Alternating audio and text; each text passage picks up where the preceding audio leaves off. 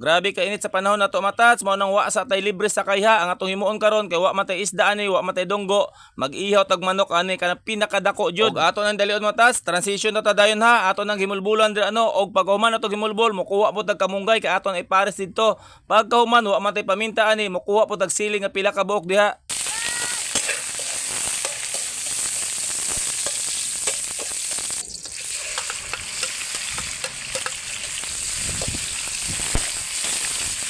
Kini atong tirada matas ato ning sabaw no, pero agion sa nato gisa sa lamas atong paubaso-bason ba para mogawas ang sarili niyang mantika para dili gud siya tawag langsa kay nganuman broiler biya ni. Pagkahuman para naisipa matas atong ilunod ang sili no og pagkauga-uga na ato po ilunod ang sayote. Ang uban ani matas dili sila magsabaw kay langsa lagi daw pero ako matas mabisaya ka man o mabroiler akong sabawon. Ubas-ubas na oh.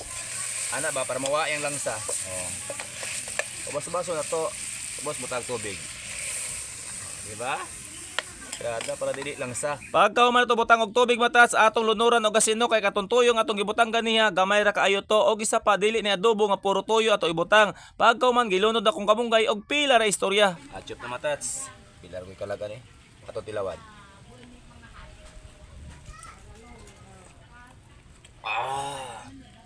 Habab na.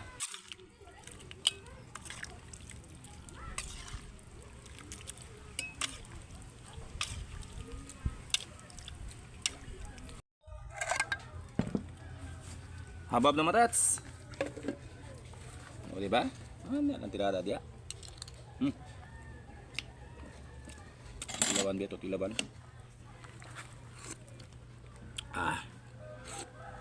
Chupa sa tos na baw eh. Wala man tayo paminta, mo nang sili atong gihimong paminta.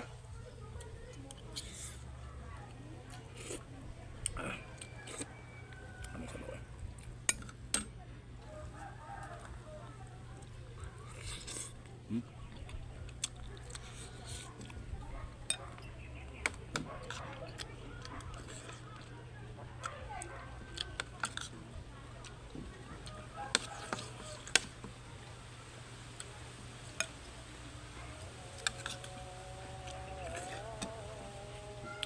Alas 12 na dyan.